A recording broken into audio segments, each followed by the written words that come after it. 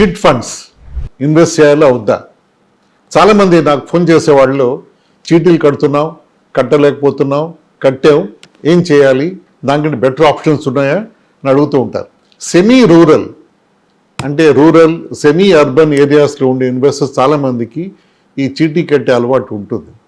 ఒకప్పుడు ఈ చీటీలు కట్టడం ఆడవాళ్ళు కట్టేవారు, వాళ్ళ ఇంట్లోకి అవసరానికి వాళ్ళు చిన్న చీటీలు కట్టేవాళ్ళు. కానీ ఈ రోజుల్లో ఇప్పటికి కూడా చాలా చిట్ ఫండ్ గ్రిప్లో ఉన్నారు చాలామంది. అది ఫ్యామిలీ గ్రిప్ అవ్వచ్చు, లేకపోతే అక్వైంటెన్సెస్, వాళ్ళ ఫ్రెండ్స్ చీటీ నడుపుతున్నారని, వాళ్ళ ఫ్రెండ్ స్టార్ట్ చేశారని ఇలా చీటీల్లో పరిపాటిగా ఉంటారు. ఎందుకంటే ఒకటి ఏంటంటే ఆ చీటీ నడిపేవాళ్ళు వీళ్ళు తెలిసిన వాళ్ళే, ఆ చీటీలో ఉండేవాళ్ళు వీళ్ళు తెలిసిన వాళ్ళే. సో దేర్ఫోర్ మన డబ్బు ఎప్పుడు కావాలంటే అప్పుడు తీసుకోవచ్చు, మెల్లిగా కట్టచ్చు, డిఫరెంట్గా యాజ్ పర్ షెడ్యూల్ కట్టుకుంటూ వెళ్ళాలి అని మనకు కాన్ఫిడెన్స్ ఉంటుంది. ఫైన్. చాలాసార్లు ఏమి వింటున్నామంటే మనం, అట్లీస్ట్ నేను కలిసిన ఒక 10 మంది ఈ category of investors, chit fund కట్టే ఇన్వెస్టర్స్ ఏం చూశారంటే నేను దాదాపు 6-7 దాంట్లో నష్టపోయారు. ఆ చీటీ నేర్పేవాళ్ళు ఉన్నపళ్ళంగా మాయమైపోవడం, లేకపోతే డబ్బు లేదనడం, తర్వాత ఇస్తామనడం, ఇలాగ వాళ్ళు చాలా ఇబ్బంది పడుతున్నారు వాళ్ళు ఈ చీటీ కట్టిన తర్వాత. ఎందుకంటే చిట్ ఫండ్కి రెగ్యులేషన్స్ ఉన్నా కూడా అంత ఆర్గనైజ్గా ఉండదు. సో ఒక ఇన్వెస్టర్ ఈ రోజుల్లో, పాత రోజుల్లో అయితే వేరే ఆప్షన్స్ లేవు. ముఖ్యంగా ఆడవాళ్ళకి కానీ వాళ్ళకి బ్యాంక్ డిపాజిట్లు, బ్యాంక్ దాకా వెళ్ళి ఇచ్చేసి, ఎక్కడో బ్యాంక్ దూరంగా ఉండేది ఊళ్ళో, నియర్ బై ఉన్న చీటీ కడితే వాళ్ళు చీటీ కట్టి వాళ్ళు ఫ్యామిలీ అప్పుడు నడిపేవారు. కానీ ఇప్పుడు వచ్చిన సినారియోలో ఇన్ని ఆప్షన్స్ ఉన్నప్పుడు ఆ చిట్ ఫండ్ మీద డిపెండ్ అవ్వడం అన్నది కొంచెం అది కరెక్ట్ కాదు నా లెక్కలో. సో అది ఎంత చెప్పినా కూడా అది ఆ చిట్ ఫండ్ నుంచి బయటపడలేకపోవడం. కొంతమంది అయితే చిట్ ఫండ్లో ఇన్వెస్ట్మెంట్ చేసి, అంటే దాంట్లో గ్రూప్లో దిగి దాన్ని వాళ్ళు చీటీ పాడి డబ్బు తీసుకుని దాన్ని ఖర్చు పెట్టుకుని ఎవ్రీ మంత్ కట్టవలసిన చీటీ కట్టలేక దాన్ని మళ్ళీ 2% 3% లోన్స్ తీసుకుని వాళ్ళు లైఫ్ మూవ్ అవుతారు. ఇది ఎంతో నిజం, మీరు ఆలోచించండి. ఇది నిజమా? కరెక్ట్, ఇది కరెక్టా? ఇది అవడం లైఫ్లో ఇది అంటే 2% 3% లోన్ చాలా కామన్గా ఉంటాం కదా.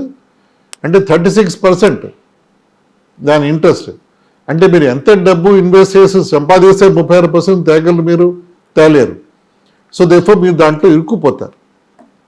సో దీనికి అంతా కారణం మనకేం కావాలో మనకి క్లారిటీ లేక చిట్ ఫండ్ మన పాట పాడడం, ఫస్ట్ దాంట్లో చేరడం, పాట పడి డబ్బు తీసేసుకోవడం, ఆ డబ్బుని వాడేసుకోవడం, దాన్ని కట్టలేక ఇబ్బంది పడ్డాం. అంటే మన గోల్స్, మన నీడ్స్కి పెద్ద తేడా ఉంది. మన శాలరీ ఎంత, మన ఇన్కమ్ ఎంత, అసలు ఎంత మనం ఖర్చు పెట్టాలి, ఎంత మనం హోప్ చేయాలి, ఎంత ఆస్పైర్ చేయాలి, అది మనం మిస్ అయిపోతున్నాం. సో మనం ఈ చిన్నవాళ్ళకి చెప్పేది ఏంటంటే, నేను ముఖ్యంగా 25, 30, 35, 40 వాళ్ళు చెప్పేది ఏంటంటే, నేను ఈ చిట్ ఫండ్స్ గ్రిప్లో రావద్దు. మీ ఇన్కమ్, మీ సేవింగ్స్, మీ ఇన్వెస్ట్మెంట్స్ జాగ్రత్తగా చూసుకుని మీరు దాని నుంచి మీరు ఎంత ఖర్చు పెట్టాలి చూసుకోండి. చిట్ ఫండ్ నుంచి ఎంత దూరంగా ఉంటే అంత మంచిది. మీరు ఇన్వెస్ట్మెంట్ చేయాలి అంటే రెగ్యులేటెడ్ మంచి ఇన్వెస్ట్మెంట్ స్కీమ్స్లో చేయండి. మ్యూచువల్ ఫండ్స్ అవనివ్వండి, లేకపోతే డైరెక్ట్ స్టాక్స్ అవనివ్వండి, మీకు అవగాహన నాలెడ్జ్ ఉంటే చేయండి. కానీ మీరు ఒక రెగ్యులేటెడ్ కంట్రోల్డ్ ఎన్వైరన్మెంట్లో ఇన్వెస్ట్ చేస్తే మీ డబ్బు ఎక్కడికి పోదు. తర్వాత మీకు ముఖ్యమైనది ఏంటంటే, మీరు ఎక్స్పెక్ట్ చేసే రిటర్న్స్. ఇప్పుడు మార్కెట్లో మ్యూచువల్ ఫండ్స్ అంటే మేము దాదాపు 12% వస్తే మేము దాదాపు చెప్తాం, 10 to 12% మేము ఎక్స్పెక్ట్ చేయొచ్చు. బ్యాంక్ ఎఫ్డి అంటే 8 to 9%, 8%, 7% ఆ రేంజ్లో బ్యాంక్ ఎఫ్డీలు వస్తాయి. ఏదైనా స్కీమ్ మీకు 12% కంటే ఎక్కువ, అంటే 14, 15, 20, 25% ఆఫర్ చేస్తే దాంట్లో ఎక్కడో డెఫినెట్గా క్యాచ్, అంటే దాంట్లో ఏదో తిరకాస్తుంది మనం గుర్తుపెట్టుకోవాలి. ఎవరు అంత డబ్బు ఇచ్చేవాళ్ళు ఇన్వెస్టర్స్ డబ్బు ఇవ్వలేరు. సో దేర్ఫోర్ దాంట్లో ఏదో ఇబ్బంది ఉంది దాంట్లో అని గుర్తుపెట్టుకోవాలి మనం. దానికి దూరం ఎప్పుడు మంచిది. ఇంకా దాని ముందుకు వెళ్తే దాంట్లో ఇరుక్కుపోవడం గ్యారంటీ. సో చిట్ ఫండ్స్ కూడా అలాంటిదే. చిట్ ఫండ్స్ అన్రెగ్యులేటెడ్, దానికి ఒక లా ఉన్నా కూడా చాలా చిట్స్ దాంట్లో రిజిస్టర్ అవ్వు ఆ సొసైటీలో. దేర్ఫోర్ మీరు అన్ఎక్స్పోజ్డ్, అన్సెక్యూర్డ్గా మీరు డబ్బుని ఇన్వెస్ట్ చేస్తున్నారు. You are exposed to lot of risk in chit fund investing.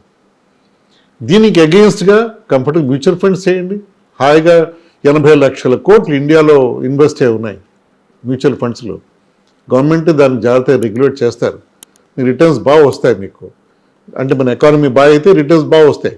Economy బాగా అవుతుంది మనది. మనం ఇండియా ప్రపంచంలో 4th లార్జెస్ట్ అని చెప్పుకుంటున్నాం మనం.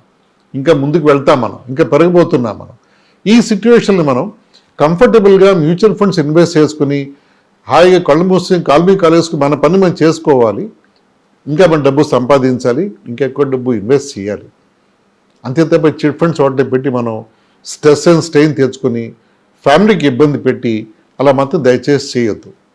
Okay, thank you. Signing off. Thank you.